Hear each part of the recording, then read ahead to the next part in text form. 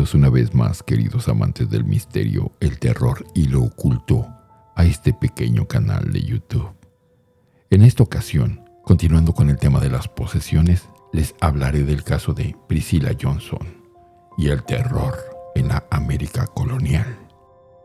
Priscilla Johnson era una adolescente que vivía en la época colonial de 1670, en lo que luego serían los Estados Unidos de América.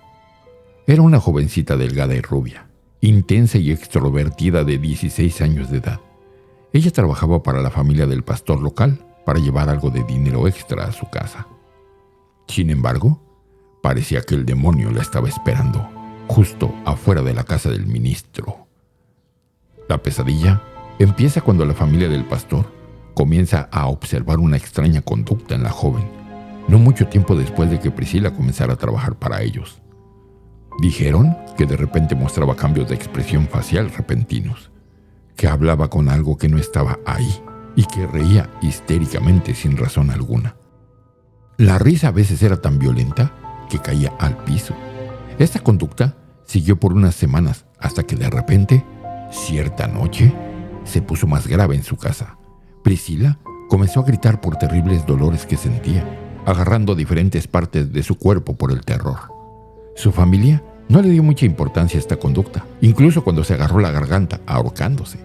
Quizás pensaban que intentaba llamar la atención.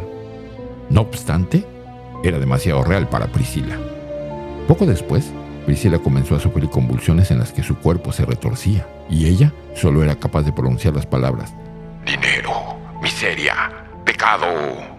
Era bastante extraño que ella permanecía completamente consciente durante las convulsiones, hasta el punto de ser capaz de repetir lo que otras personas decían en su presencia. Sin embargo, ella seguía sin tener el control de su cuerpo mientras se arrastraba por el piso. Su cabello largo y rubio se sacudía en el aire mientras sus extremidades se contorsionaban en posiciones imposibles y dolorosas. Esto finalmente preocupó lo suficiente a sus padres como para que llamaran al pastor. Todos estuvieron de acuerdo en que esto parecía más allá de un acto por atención. Otro hecho anormal de las convulsiones es que no parecían debilitarla en lo absoluto. Ella estaba más fuerte y con más energía después del ataque de lo que estuvo nunca antes, lo cual es todo lo contrario a una convulsión completamente física.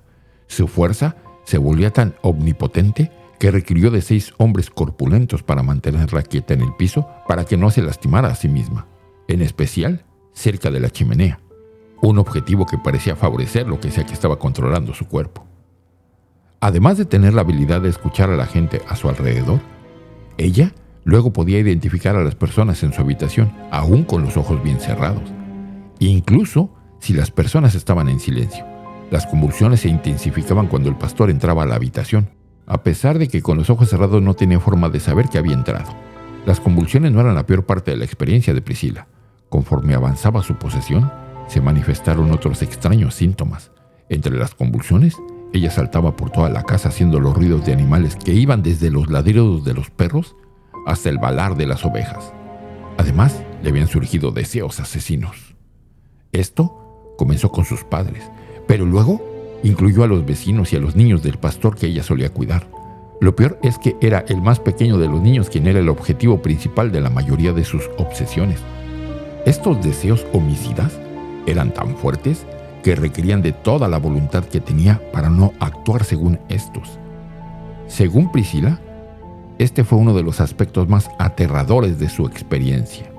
Cuando sus síntomas empeoraron, se la llevaron a vivir a la casa del pastor.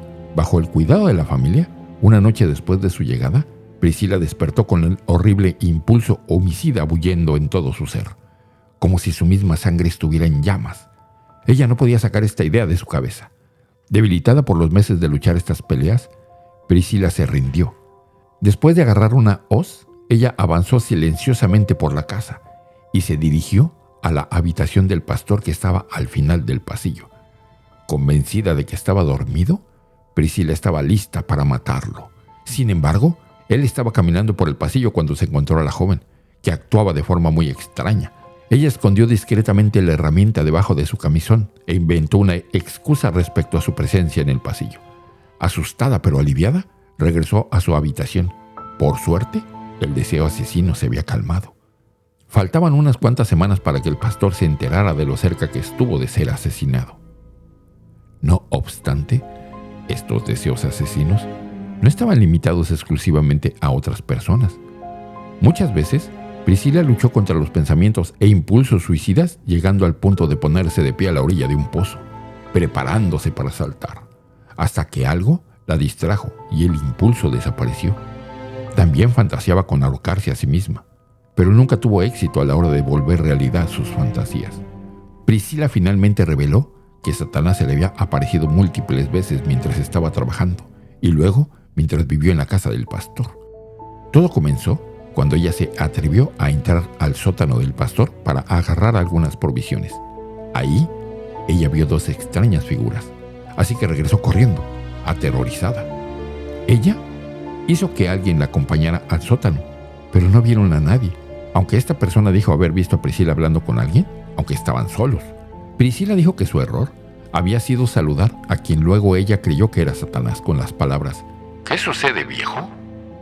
Aparentemente, un inocente saludo fue lo que le dio al ser maligno el acceso a su mente y luego a su cuerpo. De acuerdo con ella, Satanás se le apareció muchas veces. En su mano siempre cargaba con un libro lleno de los contratos que hacía con los individuos, firmados con sangre, y él también quería que ella hiciera un pacto con él. Priscila dijo que el diablo mencionó el descontento de Priscila con la vida, es decir, vivir en un pequeño pueblo, ser de familia pobre, tener que trabajar para el pastor y nunca tener esperanzas para viajar por el mundo. Así que él le prometió algunas cosas muy tentadoras, como la oportunidad de ver el mundo, tener una gran riqueza, ropas hermosas y nunca más tener que trabajar. Priscila dijo que nunca llegó a asociarse con el demonio, pero testimonios posteriores contradicen sus palabras. Ella admitió que él solía aparecerse cuando se sentía más desdichada con la vida, deprimida, cargada de trabajo y anhelando algo emocionante. También admitió que lo escuchaba en vez de huir de él, ya que él siempre parecía comprender sus desgracias. Las palabras de Priscila alternaban entre las de terror ante la visión del demonio y confesar quedarse a trabajar hasta tarde a propósito para irse a casa después de que oscureciera, por lo que tenía más probabilidades de encontrarse con el diablo. Él se aparecía ante ella en las sombras de la oscuridad en su solitario camino a casa, caminando, hablando y simpatizando con ella para lograr tentarla. Ella luego confesó que había viajado con él en al menos 2 ocasiones. Ella iba a caballo y él en la forma de un gran perro negro que la seguía de cerca. El diablo no fue el único ser al que ella vio. Ella después dijo que, para su horror, ella había visto más criaturas demoníacas de lo que había visto humanos. Estas criaturas, de alguna manera, tenían forma humana, pero eran deformes, repugnantes y mutantes, hasta el punto de ser horribles de ver. Algunos de estos demonios tampoco se conformaban solo con aparecer. A veces la mordían, la ahorcaban, le hablaban o arrojaban al piso. Aparentemente, al menos una de estas criaturas también era visible para otra jovencita. Muchos cristianos de la comunidad oraban y aconsejaban a Priscila, incluyendo al pastor, pero todos tenían en la mente la misma pregunta: ¿Priscila de verdad estará poseída? Un médico local fue convocado para revisarla y su opinión inicial, basándose en el limitado conocimiento médico de esa época, era que su posesión se debía a problemas estomacales y a mala sangre. Llegó al punto de decir que la mala sangre hacía que humores tóxicos se le concentraran en el cerebro, lo cual era el origen de todos sus problemas. Así que le recetó una poción, que es probable que fuera un tipo de tranquilizante. Las convulsiones se hicieron menos frecuentes y menos intensas, y llevaron a Priscila de regreso a casa de sus padres. Sin embargo, sus problemas todavía no habían terminado. Con el tiempo, su conducta se volvió extraña otra vez, y comenzó a alternar entre ser feliz por ser libre de los demonios y estar triste porque ya no recibía visitas de ellos. En poco tiempo, las convulsiones volvieron con fuerza, mostrando una vez más las imposibles contorsiones con la misma conciencia de su entorno. No obstante, esta vez, Priscila no podía hablar para nada. Su lengua estaba levantada hacia su paladar. En ocasiones, su lengua permanecía en esa posición por horas, e incluso los hombres más fuertes no eran capaces de moverla de su posición. Conforme empeoraba su condición, volvieron a llamar al pastor. A partir de ese momento, ella comenzó algo que solo podía ser descrito como el descenso hacia la locura y el tormento.